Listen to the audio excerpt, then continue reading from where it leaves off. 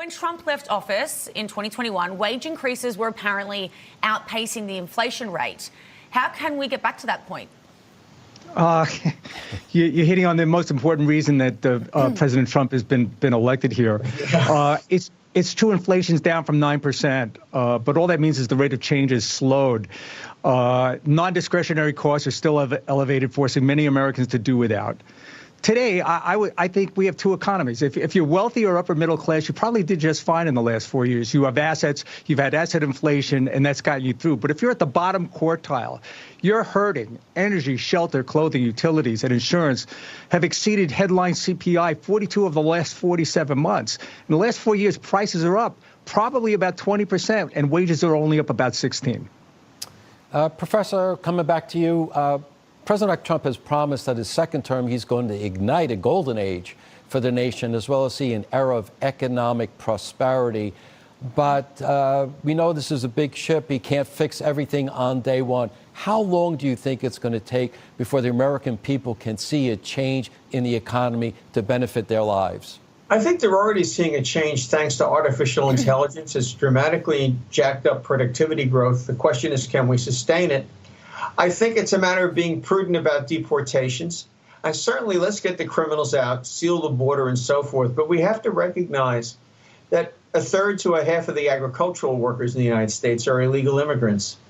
And they've been here a long time. If we deport them, as he might, as Stephen Miller might like, then we won't have any lettuce on our tables, and we won't have any cabbage in our coleslaw and so forth.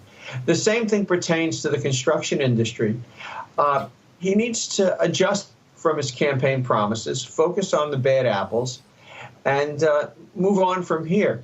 What we really need is immigration reform so we can control the flow of immigrants and get the number of immigrants that we need to make the economy work, which is about 1 million more than we currently have through legal, regular means. And so that, along with sealing the border, would go a long way. The two together, more productivity and enough workers, will get us through. Okay. I want to ask again about the, not again, but I want to ask about the Federal Reserve, because yesterday it said it would be leaving the organisation, quote, greening the financial system, where central banks from around the world discuss how economic regulation could impact climate change. David, the Fed joined this group in 2020, just after Biden was elected. Is it going to remain there, or are we going to see it withdraw? I would hope it would withdraw, and I think, all these government agencies need to get back to what they're supposed to be doing.